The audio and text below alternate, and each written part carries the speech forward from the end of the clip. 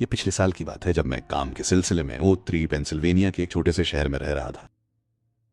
मैं commercial refrigeration repair का काम करता हूँ और उस समय मैं छोटे शहरों में ग्रोसरी स्टोर और रेस्टोरेंट में जाता था क्योंकि हमारी कंपनी लोगों की कमी थी। प्रकार मुझे जिस शहर में भेजा गया था वहां सब कुछ जल्दी बंद हो जाता था और वहां खुली इमारतों से ज्यादा खाली इमारतें थी।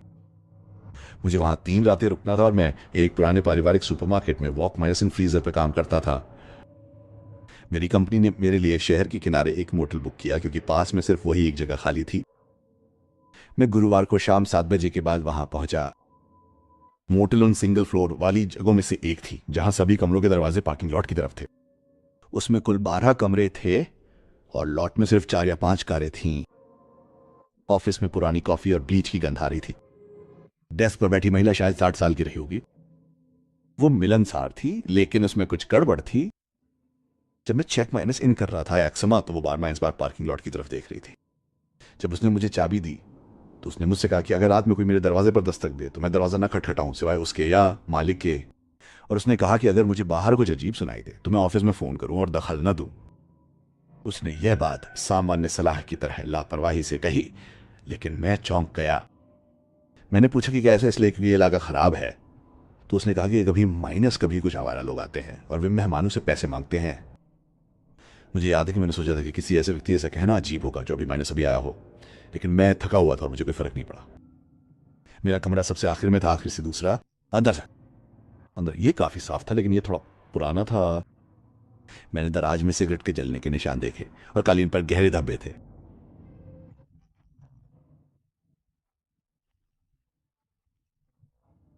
जब मैं अपने कमरे की ओर जा रहा था तो मैंने देखा कि एक आदमी एक पुराने गहरे हरे रंग के पिकअप ट्रक में बैठा है जो मेरे से 2 गज दूर है। ट्रक चल रहा था लेकिन हेडलाइट बंद थी। अंधेरे की वजह से मैं उसका चेहरा साफ नहीं देख पा रहा था, लेकिन मुझे याद है कि उसने मेरी तरफ ऐसे नहीं देखा जैसे कोई आम इंसान किसी के गुजरने पर देखता है। वो बस दोनों हाथों से स्टीयरिंग व्हील पे बैठा था। मुझे लगा कि वो किसी का इंतजार कर रहा होगा। मैं अंदर गया और अगले 1 घंटे तक खाना खाता रहा और अपने फोन पर कुछ देखता रहा। करीब 10 बजे मैंने नहाया और बिस्तर पर लेट गया। शायद 20 मिनट बाद मैंने अपने कमरे के बाहर कदमों की आहट सुनी। पहले तो मुझे कोई परेशानी नहीं हुई क्योंकि वहां और भी लोग थे। फिर मेरे दरवाजे के ठीक बाहर कदमों की आहट रुक गई। मैंने इंतजार किया कि कोई दरवाजा खोले या मेरे बगल वाले कमरे पर दस्तक दे, लेकिन कुछ नहीं हुआ। शायद 15 सेकंड के बाद कदमों की आहट आगे बढ़ गई। 1 मिनट बाद मैंने उन्हें फिर से सुना, धीरे में धीरे दूसरी दिशा से वापस आते हुए और दूसरी बार मेरे दरवाजे के बाहर रुकते हुए। फिर भी कोई दस्तक नहीं, बस सन्नाटा था। और फिर कदमों की आहट फिर से चली गई। मैं उठा और झांकने के छेद से देखा लेकिन मुझे कोई दिखाई नहीं दिया। शायद कोई नशे में था या उसे समझ नहीं आ रहा था कि कौन सा कमरा उसका है। 11 बजे के बाद मैं आधी नींद में था, तभी किसी ने दरवाजा खटखटाया। मैं चुपचाप खड़ा और इंतजार किया। फिर उस व्यक्ति ने फिर से ठीक उसी तरह से दरवाजा खटखटाया। मैं चुपचाप उठा और लोगों के बीच से फिर से देखा। वहां कोई नहीं था। यह सुनकर मेरा पेट थोड़ा सा बैठ गया। पार्किंग की लाइटें मंद थीं, लेकिन कमरों के सामने का रास्ता खाली था। हाँ, मैं कुछ देर वहीं खड़ा रहा, फिर डेडबोल्ट को फिर से बंद कर दिया, हालांकि वो पहले से बंद था। मैं वापस बिस्तर पर जाने ही वाला था कि मैंने देखा कि खिड़की के पास का पर्दा थोड़ा सा सरका हुआ था।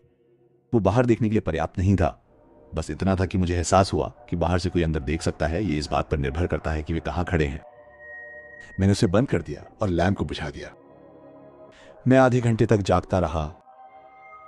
ठीक आधी रात के आसपास दरवाजे के पास धातु से हल्की रगड़ जैसी कोई आवाज सुनाई दी। मैं उठा और चुपचाप दरवाजे तक पहुंचा। तीसरी बार मैंने झांकने के छेद से झांका। इस बार मुझे हलचल दिखाई दी। कोई व्यक्ति झुककर बैठा था, लगभग झांकने वाले छेद के नीचे। मैं केवल एक काले रंग की बेसबॉल टोपी और एक कंधे का ऊपरी हिस्सा देख सकता था। मुझे नहीं पता कि मैं वहां कितनी देर खड़ा रहा, लेकिन 5 सेकंड से ज्यादा नहीं हुए होंगे कि वो व्यक्ति खड़ा हुआ और चला गया। मुझे इमारत के आखिर में तेजी से कदमों की आहट सुनाई दी। मैंने तुरंत ऑफिस में फोन लगाया। फोन उठाने वाली महिला पहले तो नाराज लग रही थी, जब तक कि मैंने उसे नहीं बताया कि कोई मेरे दरवाजे के ठीक बाहर था। फिर वो चुप हो गई और पूछा कि क्या मैंने दरवाजा खोला है, जिस पर मैंने कहा नहीं। उसने मुझे अंदर रहने को कहा और कहा कि मालिक बाहर जाकर जांच करेगा। लगभग 2 मिनट बाद मैंने पर्दे के पार हेडलाइट देखी। कोई व्यक्ति धीरे मैंने धीरे गाड़ी चला के अंदर आया और चला गया। ऑफिस ने फोन लगाया और कहा कि अब वहां कोई नहीं है और शायद कोई मजाक कर रहा था। मैंने पूछा कि क्या मुझे पुलिस को फोन करना चाहिए और उसने कहा कि जब तक वो व्यक्ति वापस नहीं आता तब तक कुछ नहीं होगा। उसके बाद मैं मुश्किल से सो पाया। हर छोटी माइनस सी आवाज से मेरी नींद खुल जाती। सुबह करीब 3 बजे मैं बेहोश हो गया था, लेकिन 5:15 बजे ट्रक के दरवाजे के अलार्म की आवाज से मेरी नींद खुल गई। मैं बिस्तर से कूदा और बिना पर्दा हटाए खिड़की से झांका। मेरे ट्रक के ड्राइवर वाली सीट पर एक आदमी खड़ा था जिसका दरवाजा आधा खुला था। वो लंबा था और उसने काले रंग की जैकेट और टोपी पहन रखी थी। मैं उसका चेहरा नहीं देख सका क्योंकि वो मुझसे दूर था। फिर उसने सीधे मेरे कमरे की तरफ देखा, जैसे उसे पता हो कि मैं देख रहा हूं।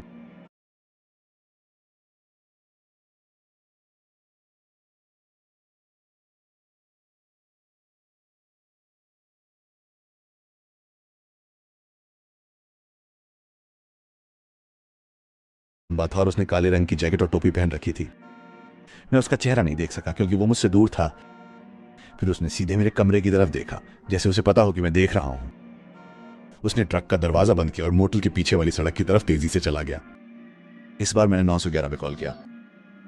पुलिस करीब 15 मिनट बाद आई। उन्होंने एक रिपोर्ट ली और मेरे ट्रक की जांच की, लेकिन उन्हें कुछ भी गायब नहीं मिला क्योंकि मैं उसमें कभी कुछ नहीं छोड़ता। एक आदमी ने पूछा कि क्या मुझे बंद कर दिया है, जिससे मुझे लगा कि उन्हें मुझ पर यकीन नहीं हो रहा है, जिससे मुझे लगा मुझे पता था कि मैंने उसे बंद कर दिया। जब मैंने उस बड़े अधिकारी को बताया कि मेरे दरवाजे के बाहर कुछ लोग खड़े हैं तो वो ज्यादा दिलचस्पी दिखाने लगा। उसने मोटल के मालिक से पूछा कि क्या उनके पास कैमरे। उन्होंने ऐसा किया, लेकिन ऑफिस में सिर्फ एक और सामने के प्रवेश द्वार की ओर इशारा करते हुए मेरे हिस्से को कवर करने के लिए कुछ भी नहीं था। लोन रेट इन ऑफिस में सिर्फ एक और सामने के प्रवेश द्वार की ओर इशारा करते हुए मेरे हिस्से को कवर करने के लिए कुछ भी नहीं था। पुलिस वालों के जाने से पहले बड़े वाले ने मुझसे कहा कि अगर ऐसा दोबारा हुआ तो मैं किसी भी कारण से अपना दरवाजा न खोलूं और सुबह जल्द से जल्द निकल जाऊं। मैंने पूछा कि क्या उन्हें लगता है कि अचानक हुआ है, और उसने बस कहा शायद, लेकिन उसके चेहरे से जवाब मेल नहीं खा रहा था। मुझे उस दिन काम पर जाना था और मैं पहले से ही वहां था, इसलिए मैं रुक गया। मुझे लगा कि मैं वैसे भी ज्यादा प्रतिक्रिया दे रहा था। दिन में सब कुछ सामान्य लगा। मैं सुबह 7 बजे से शाम के लगभग 6 बजे तक सुपरमार्केट में था और जब तक मैं मोटल वापस पहुंचा तब तक फिर से अंधेरा हो गया था। मैंने गाड़ी सबसे तेज रोशनी के सामने खड़ी की और अपने सारे औजार एक साथ अंदर ले आया ताकि मुझे वापस बाहर न जाना पड़े। डेस्क पर बैठी महिला ने मुझे देखा और पूछा कि क्या मैं ठीक हूं। मैंने उसे बताया कि मैं सोया नहीं था। वो एक पल के लिए झिझकी और फिर कहा कि अगर मैं चाहूं तो वो मुझे ऑफिस के पास कमरा में ले जा सकती है। मैंने पूछा कि उसने पिछली रात ऐसा क्यों नहीं किया। उसने कहा कि उसे नहीं लगता कि यह जरूरी था। फिर उसने कुछ ऐसा जोड़ा जिसके बारे में मैंने उसके बाद से कई बार सोचा है। उसने कहा कि ऐसा आमतौर पर लगातार 2 रातों तक नहीं होता। मैंने पूछा कि इसका क्या मतलब है, और उसने तुरंत ऐसा बर्ताव किया जैसे उसने गलत बोल दिया। उसने बस इतना कहा कि आवारा लोग आमतौर पर आगे बढ़ जाते। इससे मैं पहले से भी ज्यादा असहज हो गई। मैंने गंभीरता से सोचा कि अपना सामान पैक करूं और 1 घंटे की ड्राइव करके दूसरे होटल में जाऊं, लेकिन मैं काम से थकी हुई और गंदी थी और मैंने खुद से कहा कि मैं बस एक और रात रुक सकती हूं और सुबह निकल जाऊंगी। रात के करीब 8 बजे मैंने खाना लिया और अपने कमरे में ले आई। जब मैं खा रही थी तभी मैंने एक ट्रक को पार्किंग स्थल से धीरे गुजरते हुए सुना। मैंने पर्दे से झांका और मुझे वही गहरे हरे रंग की पिकअप दिखाई दी जो पिछली रात आई थी। वो मेरे कमरे के पास से गुजरी सड़क के पास मुड़ी और पार्किंग स्थल के सबसे आखिर में लाइट बंद करके खड़ी हो गई। मैं नहीं देख पा रही थी कि अंदर कौन है। मैंने ऑफिस में फोन करके उन्हें बताया।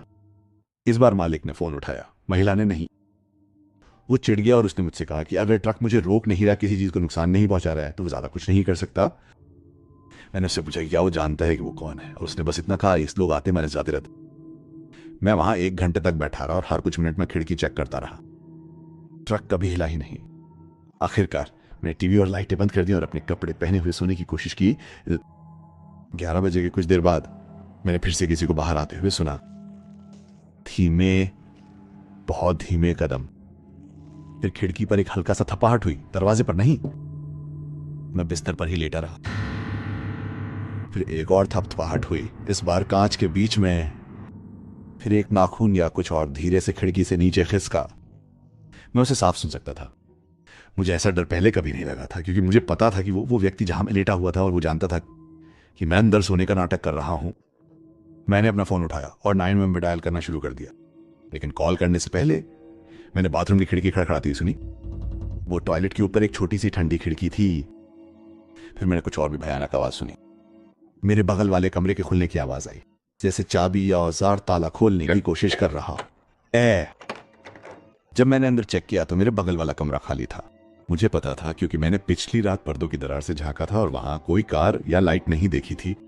मैं बिस्तर से उठा और हमारे कमरों को जोड़ने वाली दीवार के पास झुक गया। मैंने बगल वाले कमरे में हलचल सुनी। कमरे में किसी के भारी कदमों की आवाज नहीं, बल्कि ऐसा लग रहा था जैसे कोई आवाज न करने की कोशिश कर रहा हो। मैंने 911 पर कॉल किया और धीरे से सब कुछ बताया। डिस्पैचर मुझे लाइन पर बने रहने के लिए कहता रहा। जब मैं बात कर रहा था, मैंने हेडबोर्ड के पीछे वाली साझा दीवार पर एक जोरदार आवाज सुनी, जैसे कोई जांच रहा हो कि ये कितनी मजबूत है। फिर एक और आवाज आई और फिर कुछ नहीं हुआ। मैं सुनने की इतनी कोशिश कर रहा था कि मैं अपनी सांस और दिल की धड़कन सुन सकता था। फिर मैंने अपने कमरे के बाथरूम की खिड़की को हिलते हुए सुना। इस बार वो खड़खड़ा नहीं रही थी, वो खुल रही थी, लेकिन बस थोड़ी सी। मैं बाथरूम की तरफ भागा और उसे दोनों हाथों से बंद कर दिया। दूसरी तरफ से किसी ने एक बार धक्का दिया, इतना जोर से नहीं, पर इतना कि मुझे एहसास हुआ। मैंने उसे बंद कर दिया, हालांकि कुंडी बहुत कमजोर लग रही थी, और फिर मैं पीछे हट गया। डिस्पैचर ने मुझे बताया कि अधिकारी 2 मिनट में आएंगे। मैं अपने सामने वाले दरवाजे के बाहर भी हलचल सुन सकता था, जैसे एक से ज्यादा लोग थे। फिर पिछली रात की तरह दरवाजे पर हल्की दस्तकें सुनाई दी। मैंने जवाब नहीं दिया। उस समय मैंने मोटल की कुर्सी पकड़ी और उसे दरवाजे के हैंडल के नीचे दबा दिया, हालांकि मुझे पता था कि इससे ज्यादा कुछ नहीं होगा। पुलिस शायद 1 मिनट बाद आई, पर ऐसा लगा जैसे 10 मिनट लगे हों। जैसे ही हेडलाइट पर्दों पर पड़ी, मुझे दौड़ने की आवाज आई। कम से कम 2 कदमों की आवाज थी। अधिकारियों ने पाया कि मेरे बेडरूम की खिड़की पर लगी जाली हटा दी गई थी और झाड़ियों में पड़ी थी। उन्हें मेरे ट्रक के दरवाजे और मेरे बगल वाले खाली कमरे के दरवाजे पर भी कुछ खरोंच के निशान मिले भी। सबसे बुरी बात जो मुझे बाद में पता चली वो थी, उस सुबह का बड़ा अधिकारी वापस आया और मुझसे अकेले में पूछा कि क्या कोई मुझसे नाराज है या मैंने ऑनलाइन पोस्ट किया है कि मैं बाहर रह रहा हूं। मैंने कहा नहीं। फिर उसने मुझे बताया कि उन्होंने हरे रंग की पिकअप को पहले भी देखा था।